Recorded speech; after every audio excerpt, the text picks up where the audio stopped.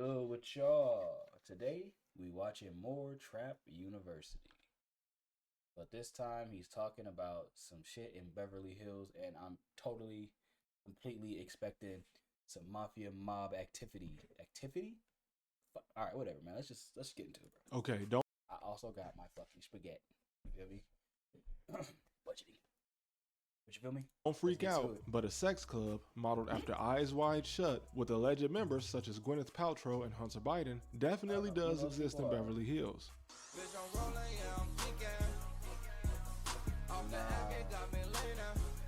But the woman that was calling for help trying to climb over the wall of a Saudi Princess Beverly Hills mansion, that also happened.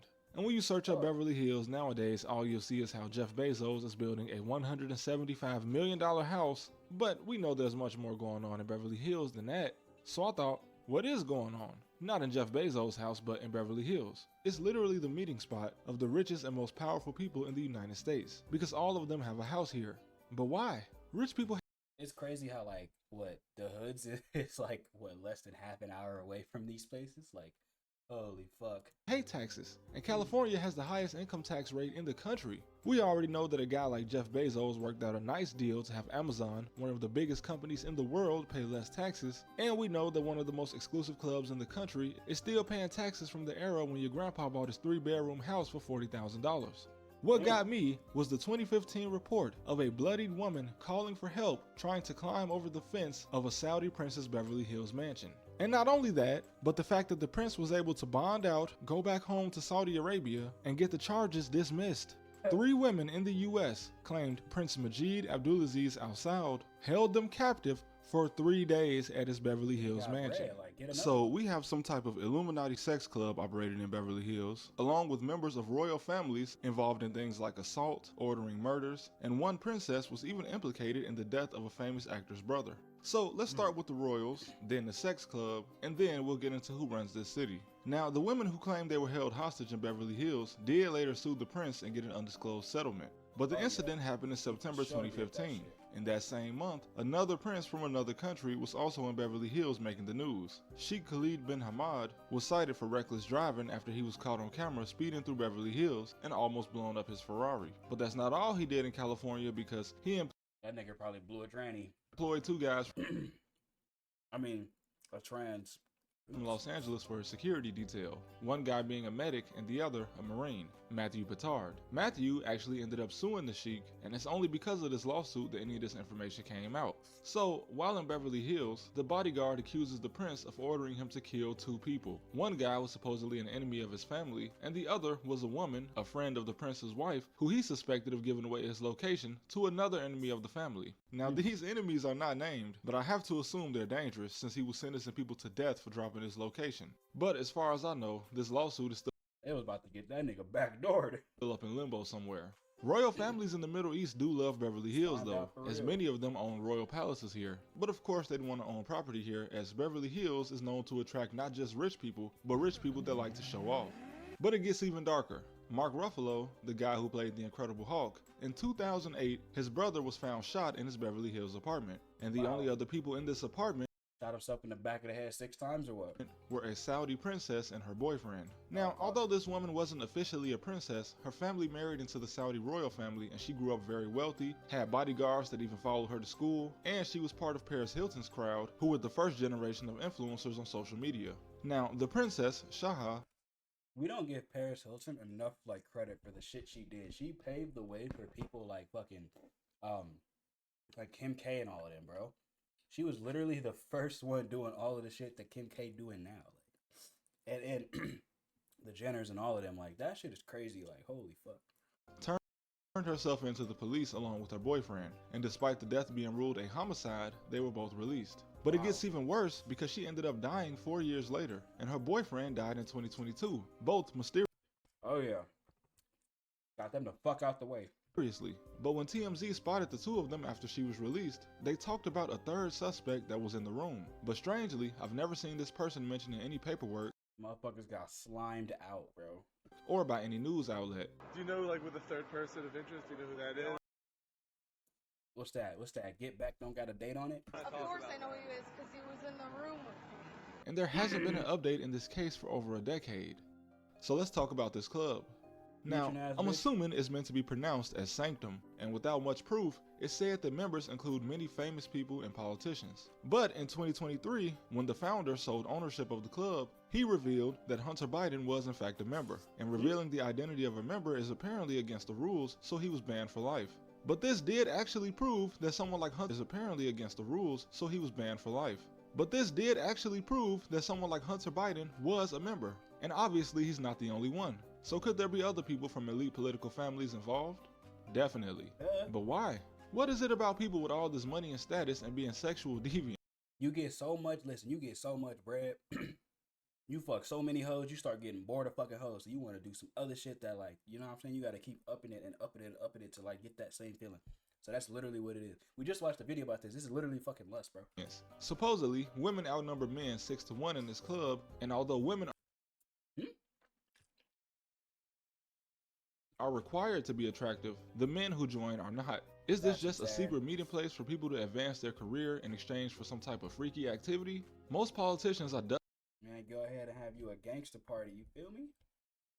That's insane. The bitches gotta look good, but the dudes don't. They just gotta have money. I mean, the pockets look good, right? dusty old men, and if I had to put money on it, I say majority of women involved are under 40. But then you have famous actresses like Gwyneth Paltrow that are allegedly members. Well, the club opened in 2013, so not only would she have been in her 40s, but she would have also been a married woman. What would a 40-year-old married woman be doing at a Beverly Hills orgy club? This is the same woman that accused Harvey Weinstein of making unwanted sexual advances. But damn, you telling me there's not at least 10 other Harvey Weinsteins in that club right now? Every scene from inside this club, they all Harvey Weinstein. What you mean, bitch? They all doing that too. Club looks but y'all in that club, y'all on drugs, y'all doing whatever. So it don't matter. Fucking scary. A woman who did interviews inside spoke to 20 women, 8 of which claimed to be professional models or actresses. And she also talked to a woman who was still wearing the dress that she wore to the Academy Awards. And she also witnessed some wife swapping. Hey brother, even if you say as a single man you'd want to attend one of these parties, as a married man, you can't just be swapping your wife out. And the man brought along to witness everything by the interviewer called it a pagan Hollywood sex cult. Swap that motherfucker out like a new car, nigga. What makes this club different from everything that Diddy was accused of? You see, I always knew it was kind of suspicious. The difference is he's a nigga. That all of the famous people claim that, oh, we went to Diddy's house, but we didn't go to the after party. Okay, right. So y'all was either here at the Beverly Hills Sex Club or you was at Diddy's house. Anyway, what circle of elite wealthy people run Beverly Hills? Well, the mayor is Sharona Nazarian. What makes her unique is that she go to them clubs too. He's only been mayor once. So Beverly Hills is run exactly how you'd imagine a small wealthy town would be run in some dystopian future. It's just a revolving cycle of the same circle of people. 4 out of the 5 members on the city council are not the mayor. But 2 of those 4 already served as mayor. Since the mayor is not elected by the people elect the council and they appoint the mayor. And the current circle of people running the city have been exchanging positions with each other since 2013, with one mayor serving 2 different terms and 3 different mayors serving 3 different terms, all from 2013 to 2025. Since the current mayor was elected this year, that means that only 1 out of the last 12 years didn't see one of these 3 people serve as mayor. And by definition, that's an oligarchy, right? Obviously not to the same scale as a Russian oligarch who might control an oil company or something. I mean, it's kind of the same thing, but it's like, you know, like he's saying on a lower scale.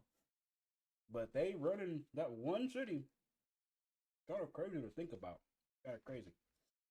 But still, rule of the few, I guess. And just due to the high concentration of wealth in LA County, it should be pretty obvious that wealth inequality is pretty bad. But LA County is actually less equal than Mexico. If LA County were its own country, it would be in fact one of the most unequal countries in the world. For reference, somewhere like Tulare County, Utah has only about 70,000 residents. They probably all went to school together. And most people here either work in the school district, Walmart, or in government. And as a result, it has an income inequality value of 0.35, which is similar to Portugal. Not the best, but it's not Zimbabwe, I guess. But Beverly Hills was developed specifically to be exclusive.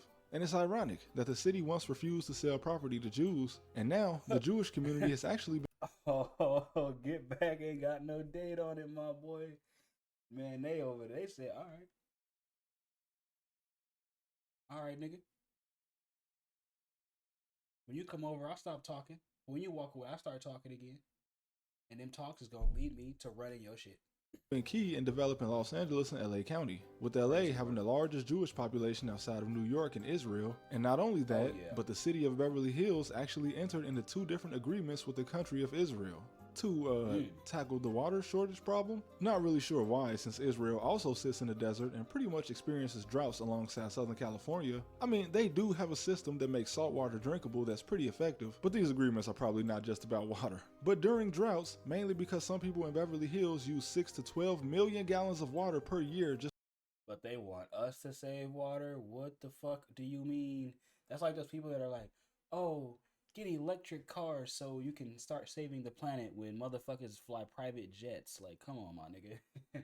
Nigga will take a private jet from here to like Vegas and back in the same day. Like, what are we talking about? To water their 13-acre estates, the city is one of the largest consumers of water in California. So yeah, maybe they could use some help.